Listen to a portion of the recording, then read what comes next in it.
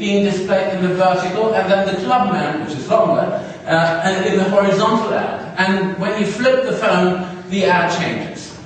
That really increases traction and click rates dramatically, at least for the time being.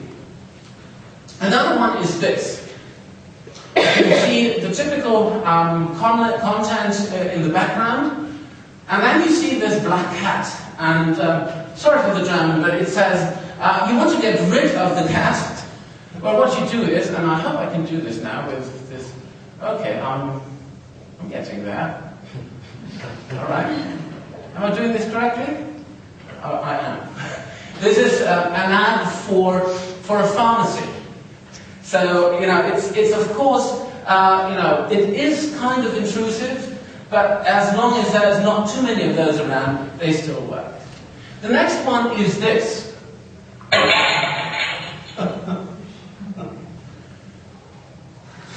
Get it? It's not, and if you looked attentively, it is a flashing. Okay, thank you. I'm going to skip this. It's a flash interstitial which not only works optically, it also works with the vibration of the phone. So you have the phone in your hand and you really feel the impact. That's another feature that you wouldn't have with any online ad or, you know, print. Okay, we've had that. Now, this is something for the kids in us, and I assume having been in the IT industry for about 30 years now, we're all kids. And just listen to this.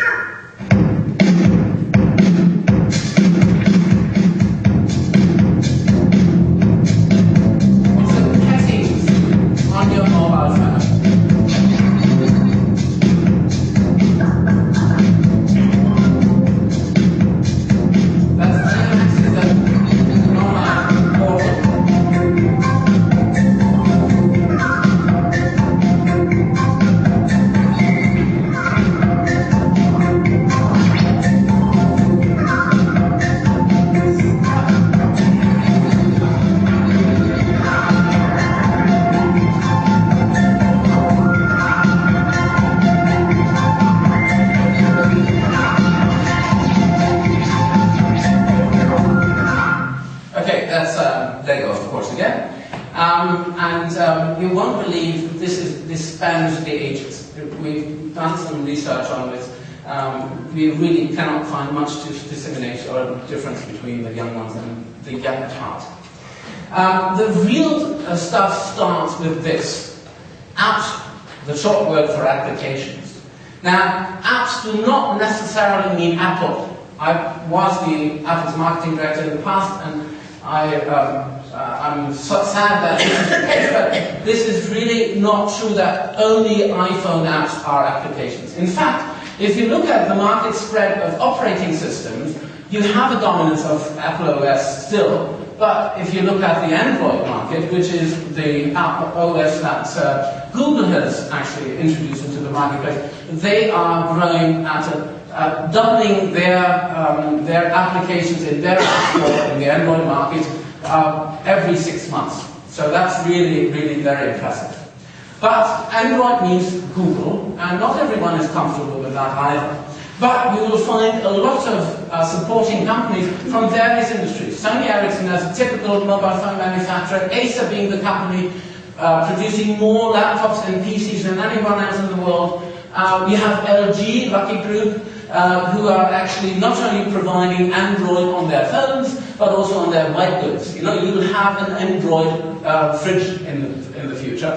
And HTC, the behemoth of China, producing mobile phones for anyone else. 200,000 Android smartphones are sold daily, just to give you an idea, just to give you a perspective. But I still have one iPhone. Now, what are typical, or what are inventive or innovative applications? And I've just selected a few for the sake of timing, but also because I want you to think about new ones.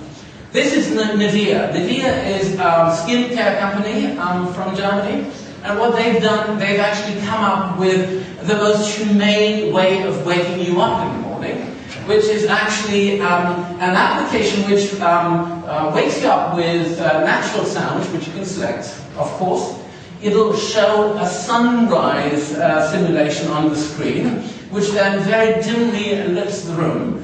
And you will find not only the typical weather report, but with your biorhythm according to it. So if that's not environmentally friendly, what is? After you've just woken up, you want that. This is the perfect app for cooking the perfect egg. So what you do is you place your breakfast egg on top of your iPhone, then drag the pointer so that you know the size, and the next thing you do is you decide, you know, the altitude that you're living at, because that has something to do with the temperature, the boiling temperature of the water. You choose whether the egg is coming from the fridge or has room temperature, and you decide which degree of softness you're interested in, and at the end you'll get the exact same, the exact perfect timing, and of course it has an alarm function. So, you know, this is not just a kitchenette device, it will save marriages. Next one. Who has ever lost or forgot where the car was parked? Hands up, honestly please. I don't trust these folks in the back. Well, Smart, the company, the car company, has come up with an app on the iPhone, which basically says, I'm going to store the location where my car is parked. So I press the first button up there, and then when I'm gone, what I'll do is I'll have this app guide me back to my parked car. Now, this shows you something which is of utter importance for mobile apps. They need not only to be funny or entertaining, they need your involvement and engagement. And as the more you engage with the brand, the more likely you are to think about it when you're, for instance, thinking about buying the next car. This app does work with other cars as well. Or another one, which is Casual Friday by Marco Polo.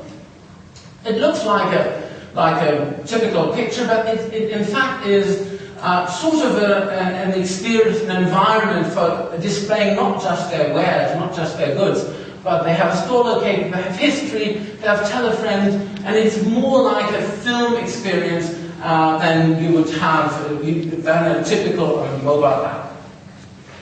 Now, just imagine I just found great trekking shoes because I wanted to go hiking in the mountains at Sportcheck. Sportcheck is the Munich's largest sports store, and the immediate question is, could I get them cheaper somewhere else?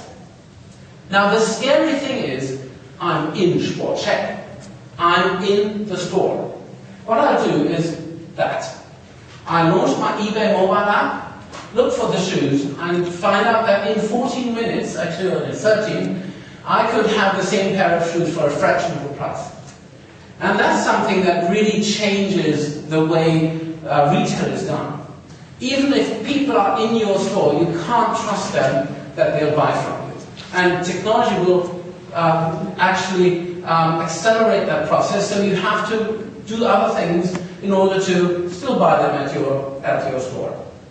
Just to put that into perspective, eBay Mobile, I'm not talking about eBay general, eBay Mobile represents 1% of US online revenues in retail. That is humongous.